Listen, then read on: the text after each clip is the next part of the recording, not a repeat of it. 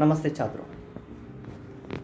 हिंदू धर्म में बिल्ली से जुड़ी कई शुभ और अशुभ धारणाएं बना रखी है।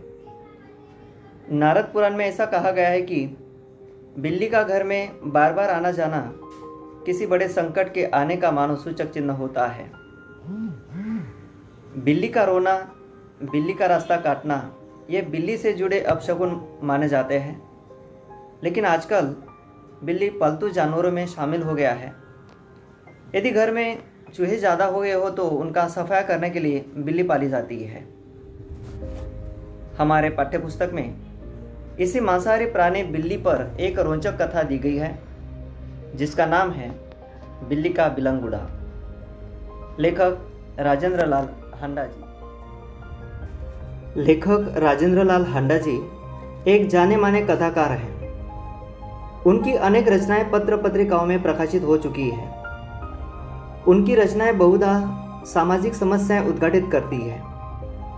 प्रस्तुत कहानी में लेखक जी ने हास्य के माध्यम से गलतफहमी के कारण उत्पन्न विशेष स्थितियों का वर्णन किया है। चलते हैं कहानी की ओर। गृहस्वामी के घर में विगत कुछ दिनों से बहुत चूहे हो जाते हैं। उन्होंने आटे और अनाज की सुरक्षा के लिए लोहे के ढोल बनवाए। फिर भी उन ढोलों में चूहे घुसकर अनाज खा जाते थे। चूहों को घर से निकालने के लिए तथा उनसे निजात पाने के लिए बहुतेरों प्रयत्न किए, लेकिन कोई उपाय कारगर नहीं रहा। आखिर एक दिन मित्रों के परामर्श से वे घर में एक बिल्ली पालते हैं। उसने चूहों का सफाया शुरू कर दिया। देखते ही देखते चूहे गायब हो जाते हैं।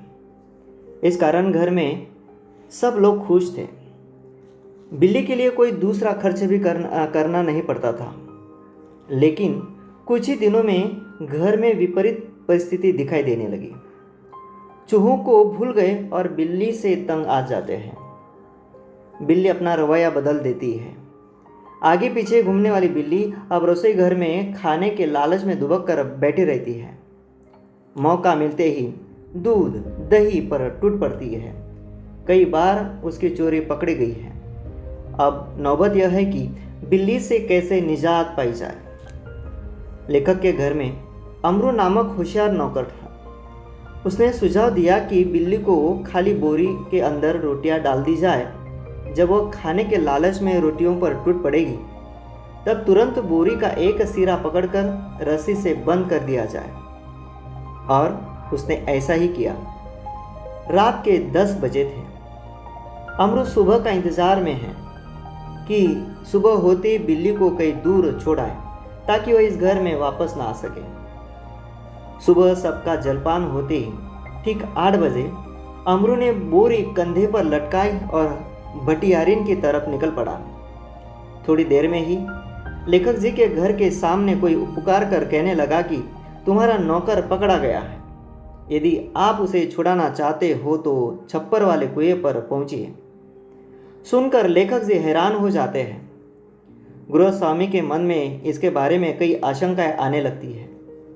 खैर, लेखक जी इधर जा ही रहे थे कि रास्ते में ही खाली बोरी लटकाए अमरू आता दिखाई देता है, जो बहुत खिलखिलाता हंस रहा था। लेखक ने उसे डांटते हुए पूछा कि आज सवेरे सवेरे तूने क्या गड़बड़ी कर दी है जो पूरे मोहल्ले में शोर मच गया है और लोग भी तुझे मारने के लिए उतारू हो गए हैं। अमरू के पीछे जो कुछ लोग आ रहे थे उन्होंने घटित सारा मामला कह दिया। उन्होंने कहा कि अमरू के कंधे पर लटकाए बोरी पर लोगों को शक हुआ कि यह कोई बदमाश लगता है जो बच्चे का अपहरण करके ले जा रहा है, क्योंकि बोरी अंदर से हिल रही थी। नौकर अल्पभाषी होने की वजह से वह चुपचाप चलता रहा। बात बड़ी, भीड़ बड़ी।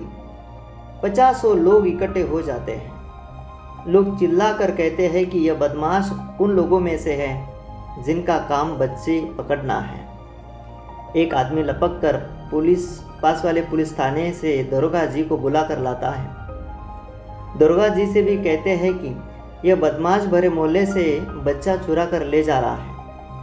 लोगों का यह अंदाज़ा लगाना भी स्वाभाविक था कि उन दिनों दिल्ली में बड़ी सनसनी फैली हुई थी। नगर के सभी लोगों में बच्चे उठाने की खबरें अखबारों में छपकर आ रही थी, जिस कारण पार्क तथा गली मोहल्लों में बच्चों का खेलना कूदना बंद हो गया था।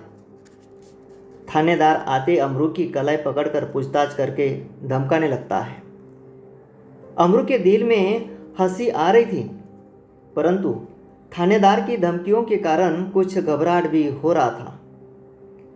नौकर अमरू ने दबी जुबान से कहा कि मैंने किसी का बच्चा नहीं उठाया, ना ही मैं बदमाश हूँ। मैं तो एक भले घर का भला नौकर हूँ। आप जितना चाहे मुझे पीट दो, मगर पहले यह तो देख लो कि इस बोरी में क्या है। थानेदार ने आज्ञा देने पर उसने बोरी को नीचे रखा। जैसे बोरी का मुंह खोला, वैसे बिल्ली का बच्चा बिलंगुड़ा छलांग मारता हुआ भाग जाता है। सब लोग देखते ही रह जाते हैं तथा पुलिस दरोगा जी भी शर्मिंदा होकर चले जाते हैं। छात्रगण, कोई भी काम, कोई भी घटना को पूरी तरह सोचो समझो, उसके बाद कदम उठाओ, ना कि ऐसे गलतफहमी में आकर मुसीबतें पैदा करो। धन्यवाद।